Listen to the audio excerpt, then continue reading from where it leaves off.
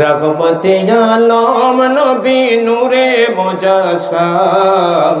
সাহাবীরা আতর বানায় ওই নবীজির গাম বলো না সাহাবীরা আতর বানায় ওই নবীজির গাম বলো রহমতে আলম নবী নূরে মুজাসসাম সাহাবীরা আতর বানায় ওই নবীজির গাম বলো না সাহাবীরা আতর বানায় ওই নবীজির গাম চিনো মানো জানো কেমন আমার নবীজি জাগার পাগল চন্দ্র সূর্য তারকারাজি চিনো মানো চিনো মানো জানো কেমন আমার নবীজি জাগার পাগল চন্দ্র সূর্য তারকারাজি বাবা আরো শুনবানি সুন্দর কাহিনী আরো শুনবানি সুন্দর কাহিনী জান্নাতের রোমে রোমে লেখা নবীর নাম বলো না জান্নাতের রোমে রোমে লেখা নবীর নাম রহমতে আলম নবী নূরে মুজাসসাম সাহাবীরা আতর বানায় ওই নবীজির গাম বলো না সাহাবীরা আতর বানায় ওই নবীজির গাম ওস্তনে গান্না নাই একটা খেজুর গাছের নাম যাকে ধরে খুতবা দিতেন রাসূল আকরাম কি বলেন ঠিক না যে গাছ মসজিদে নববীর ভেতরে নবীজির মিম্বর যখন হয় নাই তখন এই গাছের সাথে হেলান দিয়ে খুতবা পাঠ করতেন মিম্বর যখন হয়ে গেছে গাছ আলাদা হয়ে গেছে এই গাছের আর্তনাদ সাহাবীরা শুনতে পেয়েছিলেন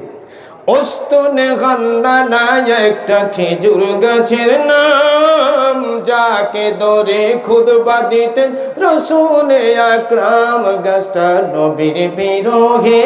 গাছ কাঁদিতে রোগে নবীর বিরহে গাছ কাঁদিতে রোগে হতবাক হইলেন যত সাহাবায়ে কেরাম বলো না হতবাক হইলেন যত সাহাবায়ে কেরাম রহমতে আলম নবী নূরে মুজাসসাম সাহাবীরা আতর বানায় ওই নবীজির গাম বলো না সাহাবীরা আতর বানায় ওই নবীজির গাম আল হুসাইনি নবীর কাছে এই আরাধনা দেখব নবী নূরের ছবি কত কল্পনা মনে কল্পনা জাগে না নবীকে দেখার কার কার জায়গায় হাত জাগান নারায়ে তাকবীর নারায়ে রিসালাত নারায়ে রিসালাত আজকের ওয়াজ মাহফিল আল হুসাইনি নবীর কাছে এই আরাধনা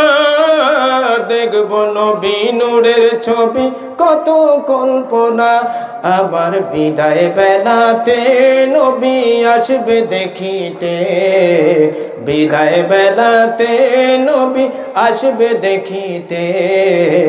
আমি পাগলায় কিয়াম করে জানাবো সালাম বলো না আমি পাগলায় কিয়াম করে জানাবো সালাম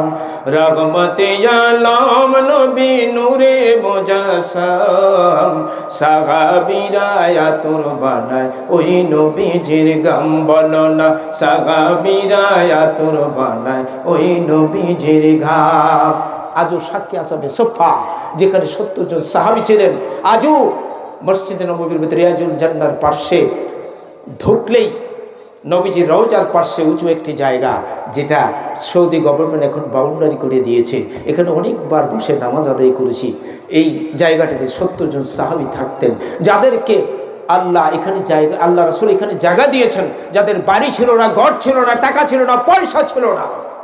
বাইতুল মাল থেকে তাদের খাবার আসতো 5 দিন 7 দিন 10 দিন পর্যন্ত ক্ষুধার যন্ত্রণা স্থির হয়ে পড়ে থাকতো আসহাবে সুফফার দরজা আর নবীজির ঘরের দরজা এক বরাবর তাহাজ্জুদের সময় যখন হয়ে যেত রাসূল পাক সাল্লাল্লাহু আলাইহি ওয়াসাল্লাম তাহাজ্জুদ নামাজ পড়ার জন্য বের হতেন সাহাবীরা সব দরজায় দাঁড়িয়ে থাকতেন আমার ভাইয়েরা দরজায় দাঁড়িয়ে থাকতেন নবীজির চেহারা মুবারক দেখে দেখে তাদের 5 দিন 7 দিন 10 দিনের ক্ষুধার জ্বালা গুলি নিবৃত হয়ে যেত। সুবহানাল্লাহ। সেখান থেকে সুফিবাদ এসেছে। গোটা পৃথিবীর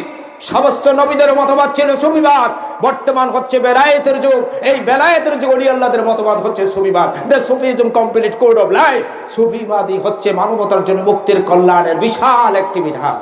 সুবহানাল্লাহ পড়েন। এই সুফিবাদের মাধ্যমে একজন মানুষ পবিত্র হতে পারে এবং রাসূল পাক সাল্লাল্লাহু আলাইহি ওয়াসাল্লামের ভালোবাসা হৃদয়ে ধারণ করবে। কে কি বলল শোনার কোনো সুযোগ নাই। আমি